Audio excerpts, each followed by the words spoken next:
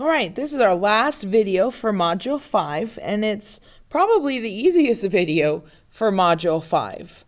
It's kind of nice. So the ready is just kind of in here just for fun, I think. Well, and it's also kind of to get us ready for the unit circle. We will see some of this in the unit circle and the symmetry that happens. You guys are going to have to identify the rotational symmetry here.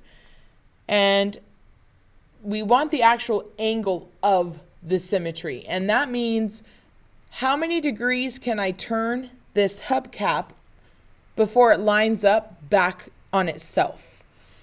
So there's a lot of symmetry in these hubcaps.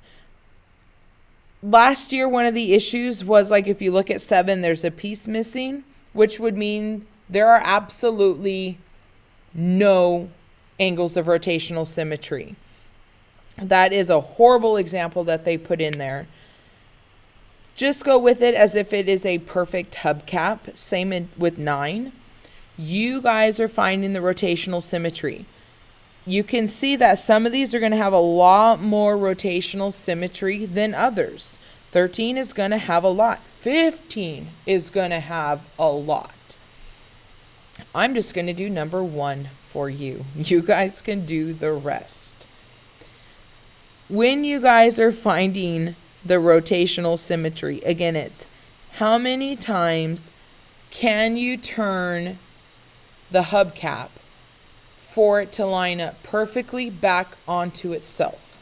So here's my center. This perfectly extends out into 5 sections that are the same. 5 sections. This is what you guys are going to need to draw in. Some of these are going to be easier than others. Okay, but you start in the center and you draw them out to where they would make like spokes of a bicycle wheel. And then how many sections do you have?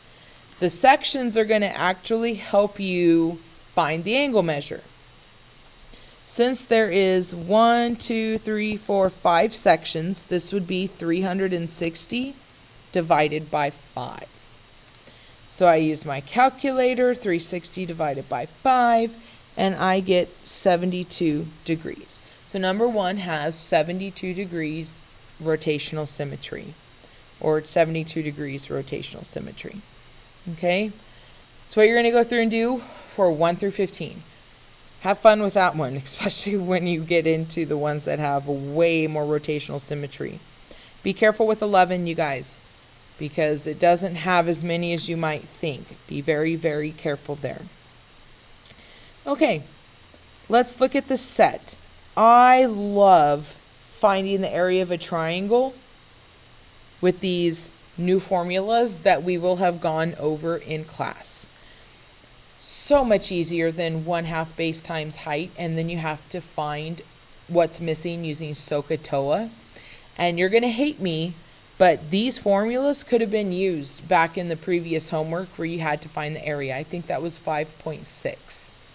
So very, very nice. It's really nice. It doesn't even matter here what formula you use. I like to just write this formula as it's 1/2 side times side times sine of theta. That's your very basic formula. 1/2 side sine of theta. You want to make sure your calculator is in degrees since we are plugging in degrees. So I'm going to do 16 for you. The rest you guys can do.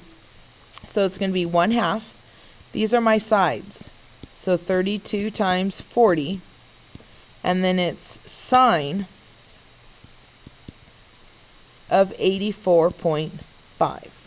So I'm going to go through this slowly. Okay, get your calculator out. Listen to my words. Follow along. 1/2 is 0.5. So 0.5 times 32 times 40. And I hit equals. So I get 640. And then I'm going to do times the sine of 84.5. So times, so I get the answer, or you can rewrite 640. So times the sine of 84.5. And the area of this triangle is 637.1 if I round it to the tenths. Okay? Really easy, those next 5, okay? Very simple formula to use. You guys don't even need to use another piece of paper for the work. Then we get to a second formula. This one we will have not gone over in class. We're not going to derive it from the law of sines. It's just here.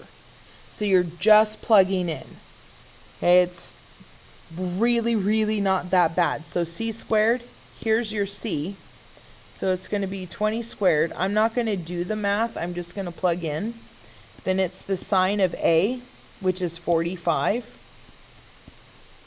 The sine of b, which is 60, divided by 2 sine of c, which is 75.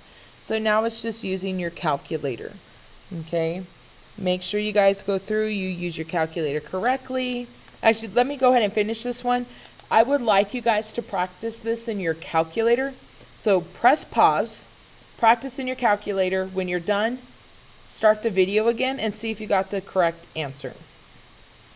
So 20 squared is going to give me 400. Then it's times the sine of 45 times the sine of 60 divided by 2 divided by the sine of 75. So I multiply on the top, and then it's divide on the bottom, which ends with 126.8. So make sure you guys got that in your calculator. If not, you did something wrong, and you need to figure out where you went wrong. Okay, it might just be a simple calculator error. You plugged in the wrong number or something, but try and get 126.8. Same thing with 23. Okay, the next formula. This one requires a little bit more work. You are going to probably need to do some work on another piece of paper. There are 2 parts to this formula. This we will have gone over in class. We have Heron's formula. And in math analysis, I only go over this formula and then the first one, that middle one that I just went over. I don't even touch that in math analysis.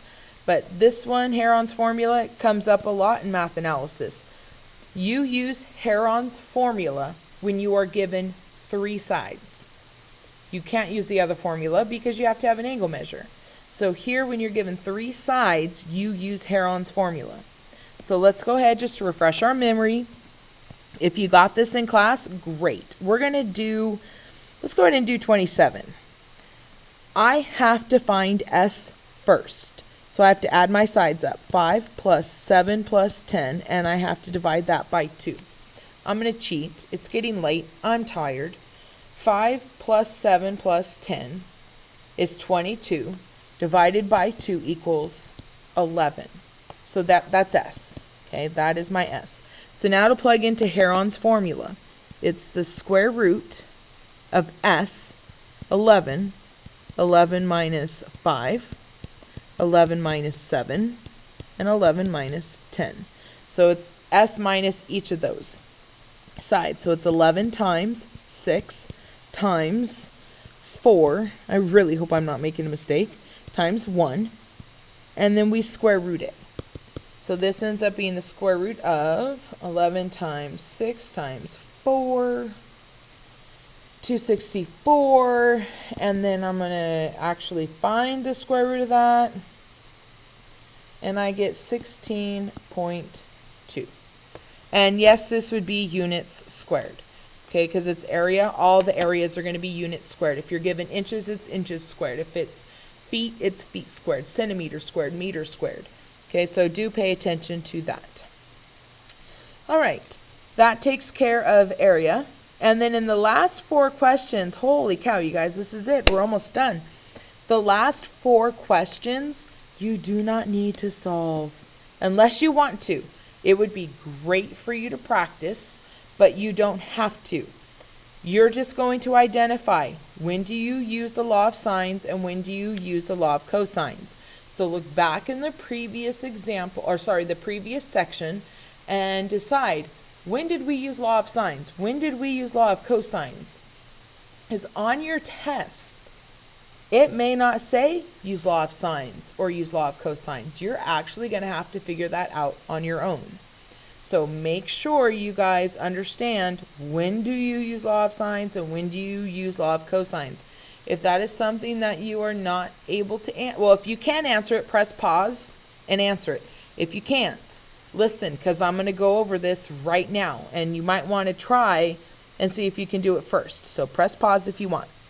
Those of you who are struggling with the how do I determine law of sines and law of cosines, with the law of sines, you need to make sure you remember you must be given a pair. You need an angle with its side. Everything else is law of cosines. With the law of sines, you must have an angle with its side.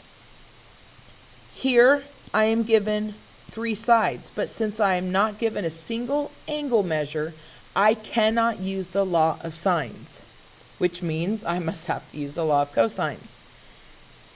Here in number 31, let's look at 31. In 31, I'm given this angle and its opposite side. That's the law of sines. 29, like, wait a second. What am I going to use in 29? I can't use any of them. Yes, you can. If you're given 2 angle measures, you can find the third, which would then give you a pair, an angle with its side. So you must have a pair or be able to find a pair, an angle with its side. That's when you use the law of sines. All right, that wraps up Module 5, where we have discussed right triangles with SOHCAHTOA and inverses and area and law of sines and law of cosines and solving all of these wonderful triangles. And then we had a sneak peek at some of the things that are going to be on the unit circle. What you guys really need to make sure you understand is the law of sines, the law of cosines, the areas, and solving right triangles, SOHCAHTOA, Pythagorean theorem. That's what you need.